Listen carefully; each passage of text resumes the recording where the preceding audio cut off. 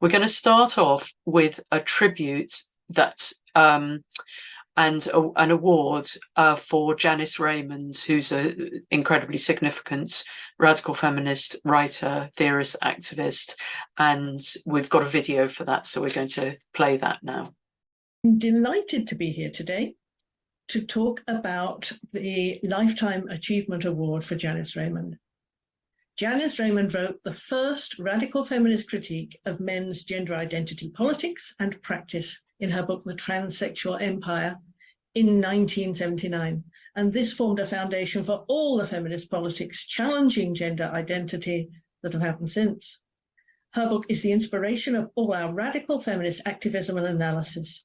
For this reason, if no other, she needs to be recognized by the WDI.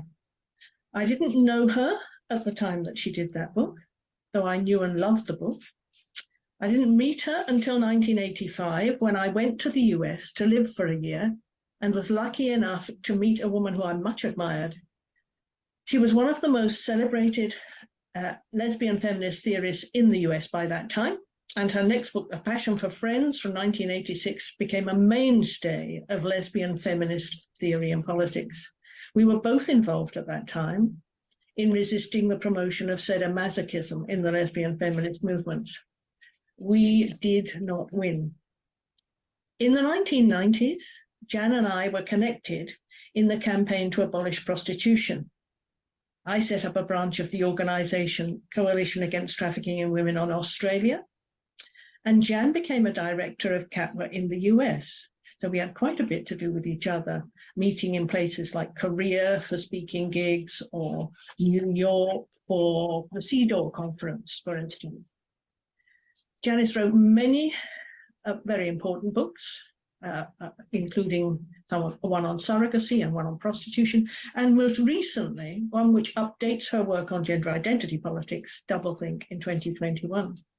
In her books and her activist work, Janice Raymond has been both a towering feminist intellect and a wonderful ethicist.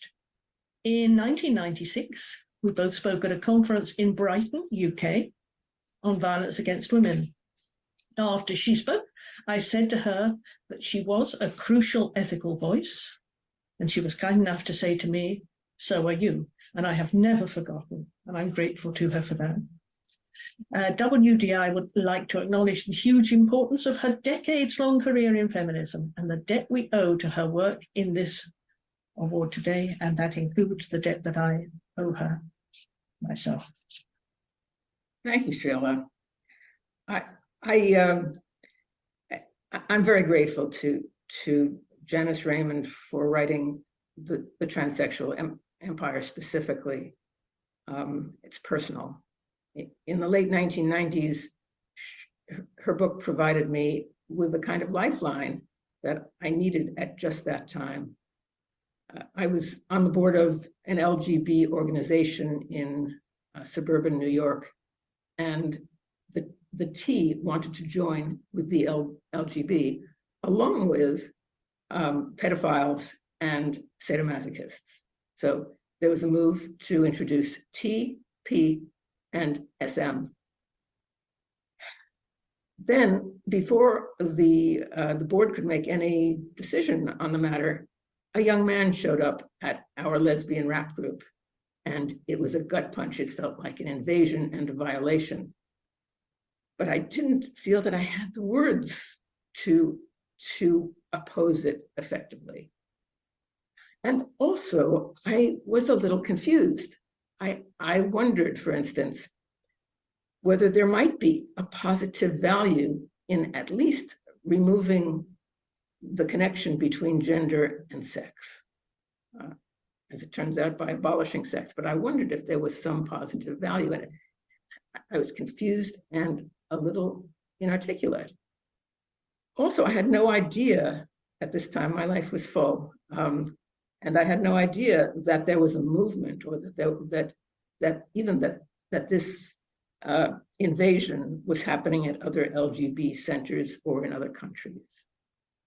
I needed analysis and I needed words, and I found Janice Raymond's Transsexual Empire. And also I found a journal article by Sheila that had been written quite recently at that time.